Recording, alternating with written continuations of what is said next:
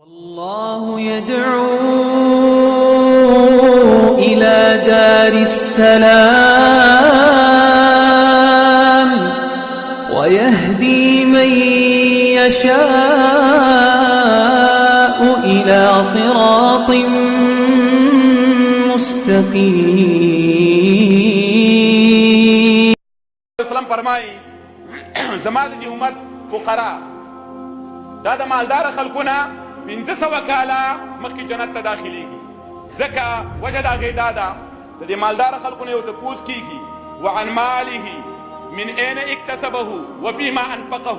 د مال په باره کې دا تپوس کېږي د کوم ځای نه دی ګټلی دی لاس له راغلی دی او په کوم ځای کې لګېدلی دی او د فقراو نه خو دا سوال نشته نو ځکه هغه 500 کاله مخکې چې دی جنت ته داخليږي. په خلاف د مالدار خلقو دیو چې د ځان دپاره غوره کړی دی شدت الحساب و طول الحساب، اوږدوالی د حساب او دارنګې سخوالی د حساب. دا به چې دی د مالدارو سره وي او د فقراو سره چې دی دا بني. د دې د وجې نه ګوره دا سفیان ثوري فرمایي وایي دا موږ له چې الله کوم ژوند راکلی دی د هغې یو په دغه ورځ ما په خطبه کې یو واقعه د دې تاسو ته ویله بلکل به د دې دنیا نه ځان ساته او دا به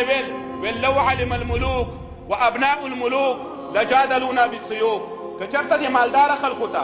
د باچایانو ته او د باچایانو د بچو ته زمونږ د دې ژوند چې مونږ فقرا یو او د الله د دین فکر اسره دی که د دې ژوند پته ورته ولګېدله لجادلونا بالسيوف. ولې دا ناشنا خبره کړې ده دا باچایان به په مونږ پسې تورې راواخلي او زمونږ سره به جګړه وکړي هغه خپل ژوند به مونږ له راکړي او دا زمونږ ژوند به د هغو نه واخلي. نو مسلمانانو ورونو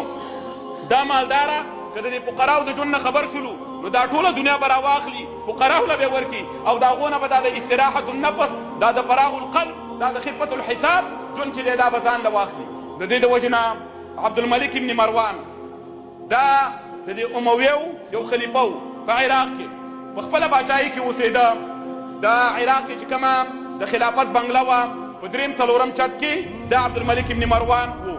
کله چې دله مرګ راغی د مرګ په حالت کې د وکتله په دې بنګله کې یوه کړکۍ وه او لاندې یو بازار و. په دې بازار کې یو سړی و ډېر زیات غریب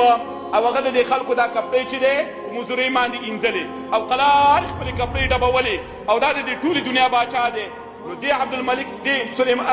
دې مروان ابن عبدالملک ده وفرمایله ویل یا لیتني كنت قصارا ولم اتقلد الخلافه. کاش کې چې دغه شان لا دوبي زه به دا د خلکو کپړې مینځلې او د دې مسلمانانو دا مشري دا مې په خپله غاړه کې نه وی اچولې. نو دا خبره یې وکړله ارمان یې وکړ.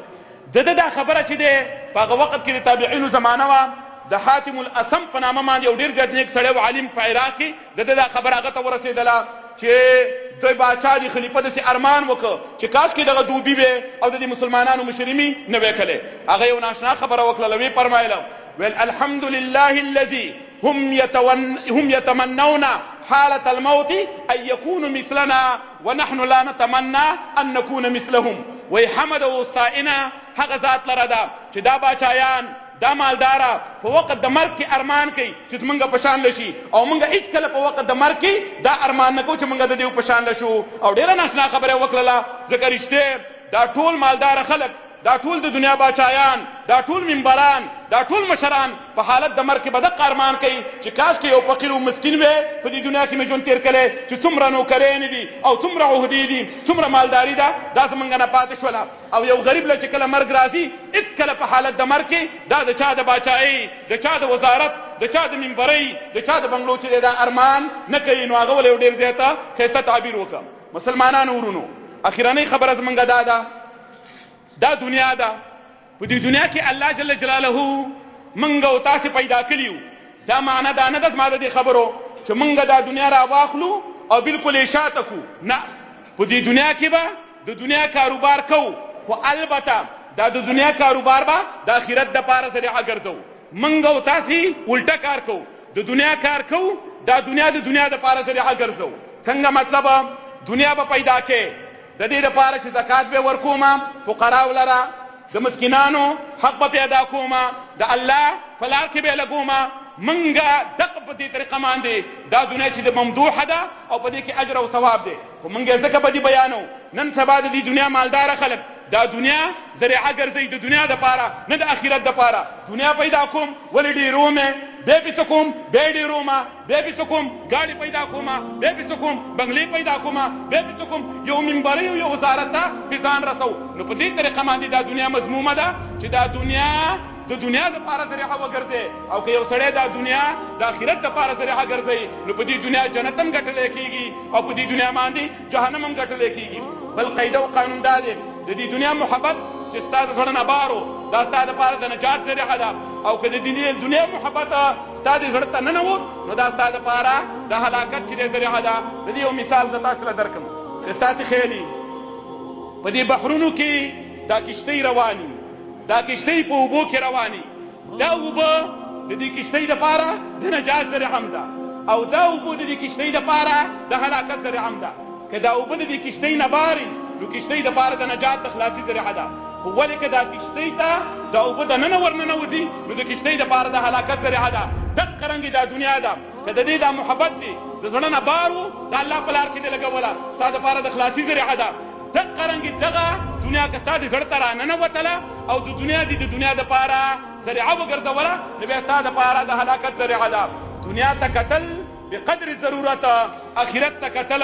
بقدر ضرورت په دې معنی چې د انسان کامیابیږي. هسې دا خبره واورئ د دې انسان دپاره په دې دنیا کې درې احوال دي. ښه دې خبرې ته سوچ و فکر وکئ. یو د انسان هغه حال دی چې دا انسان پیدا نه و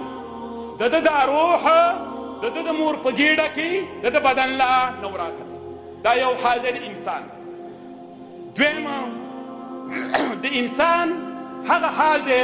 کله چې دا روح د بدن نه جدا شي او بیرته چې دی بیا دې بدن له راځي نو دا دوه احوال د انسان ډېر اوږده عمرونه دي. ځکه دا اولنی عمره د انسان چې دی که ستاسې خیالي د آدم علیه السلام نه الله دا د انسانانو ارواح دا ټول رایستلي او دا روحونه زمونږ او ستاسې پیدا و مخکې د بدن د راتللو. دویم حالت چې دی دا دی کله چې دا انسان مړ شي ان تر جنت او جهنم پورې دویم حال د انسان دا دی. دا هم ډېر زیات اوږد ژوند دی چې د دې دپاره بلکل انتها نشته دی. د دې دواړو احوالو په مابین کې د دې دواړو ژوندونو په مابین کې یو بل ډېر لنډ او تنګ ژوند دی چې هغه زمونږ او ستاسې دا دی چې د مور په ګېډه کې روح راغلی دی تر هغه پورې چې دا روح بېرته د بدن نه جدا شي. خو په نسبت سره ګوره دغه دوو حالتونو ته دا ژوند داسې دی لکه رب د سترګې د یوې ذرې عمره د یو سیکنډ نه هم ډېر زیات کم دی. ځکه دا مخکینی ژوند ډېر اوږد دی دا وروستنی ژوند ډېر اوږد دی په مابین کې دا ډېر لنډ ژوند دی. خو موږ دا مخکیني ژوند دپاره چې اوږد دی دا وروستنی ژوند چې اوږد دی او ډېر زیات اوږد دی چې خلاصه یې نشته د هغې دپاره استعداد تیاری نشته او دا کوم چې لنډ دی تنګ دی د سیکنډ نه هم کم دی د هغې دپاره ټول اوقات او دنیا چې ده موږ او تاسې ورکړې ده. بل مسلمانانو ورونو دا واورئ که ستاسې خیالي د دې عمر نه ستا یوه ګنټه دې خبرې ته ښه سوچ و فکر وکئ. د ستا د عمر نه یوه ګنټه یا یوه شپه یا یوه ورځ په ایمان یوې دې خبرې ته ښه سوچ و فکر وکئ دا به ته په دې ټوله دنیا باندې ورکړي. کله وحاشا که تا ته وویل چا چې ستا به مړ کړو ستا دا عمر به موږ راکم کړو نو په دې ټولې دنیا چې ته د دې مالک یې دا به خپله یوه ګنټه یوه شپه یوه ورځ چې دی دا به په دنیا باندې ورنه کړي او بېر طرف ته موږ رالګېدلي وو خپل ټول عمر راخلو په معمولي دنیا باندې ورکوو د هغې دپاره یې لګوه. نو پکې دا انسان من جمله او خیر دی ځکه په دې ټوله دنیا باندې یوه ګنټه نه ورکوي او بل طرف ته په خپله رالګېږي دا ټوله شپه دا ټول ورځ دا ټول عمر دی چې انسان معمولي دنیا باندې ورکوي او د آخرت دپاره هیڅ نه کوي. نو خبره دا ده دنیا ته کتل په قدر د ضرورت باندې او آخرت ته کتل په قدر د ضرورت باندې دا د انسان دپاره د نجات ذریعه ده. ټول بدن دا به دنیا له نه ورکې ټول زړه دا به دنیا له نه ورکې ټولې شپې دا به دنیا له نه ورکې ټولې ورځې دا به دنیا له نه ورکې ټول عمر دا به دنیا له نه ورکې که نه د هلاکت سره مخامخ کېږې. د دې یو مثال زه تاسې له درکړم که ستاسې خیالي یو پلیټ دی یا یوه پیالۍ ده ښه دې خبرې ته غوږ کېدوئ په دې کې عسل شات چې دی پراته دي دې له دوه مچان راشي یو مچه د دې شاتو نه پیدا اخلي په قدر د ضرورت باندې په غاړه کینی او خپل خوله پکې ښکته کوي لږ لږ خوري او یو بل مچ راشي یا مچۍ راشي په خپله دې ټولې پیالۍ ته ور ودانګي ځان پکې ور ډوب کړي نو یو چې په قدر ضرورت لږ لږ خوري هغه ترنه پیدې اخلي مزې اخلي خو دا بل چې ځان یې پکې ور ډوب کړه نو دا پکې هلاک او تباه شو دقه رنګې انسان که د دې دنیا نه دی لږه لږه ځکله او نظر د آخرت ته نو ستا دپاره به د نجات او د خلاصي دپاره ذریعه که دا ټول زړه دې راواغستی ده بدن دې راواغستی ده او په دې دنیا کې دې ور ډوب که نو بیا ستا دپاره د هلاکت ذریعه ده نو مسلمانانو ورونو د نبي صلی الله علیه وسلم دا وینا بالکل رښتینې ده چې الله جل جلاله ته کله یو بنده په خپلو بندګانو کې ګرانی د دنیا نه داسې ساتي لکه موږ او تاسې چې خپل بیمار دا د اوبو نه ساتو د دې معنی دا نه ده چې دا اوبه کمې دي خو نه د دې بیمار دپاره په دې اوبو کې نقصان دی دقه رنګې الله چې دا خپل نیکان بندګان د دې دنیا نه ساتي د دې معنی دا نه ده چې د الله سره دنیا کمه ده بلکې دا د دې انسان دپاره نقصان دی الله فرمایي وان من شیء الا عندنا خزائنه وما ننزله الا بقدر معلوم د هیڅ شی نشته مګر الله وایي زما سره ډېرې خزانې دي خو زه یې نازلومه دې دنیا ته بقدر معلوم په لږه اندازه باندې ځکه الله فرمایي ولو بسط الله الرزق لعباده لبغوا في الارض که چېرته الله جل جلاله د دې دنیا کې د دې انسانانو دپاره دا دنیا کولاو کړي او په دې باندې قسم قسم پراخي وکړي نو دوی به ورانۍ شروع کړي په ځمکه کې هذا واخر دعوانا ان الحمد لله رب العالمين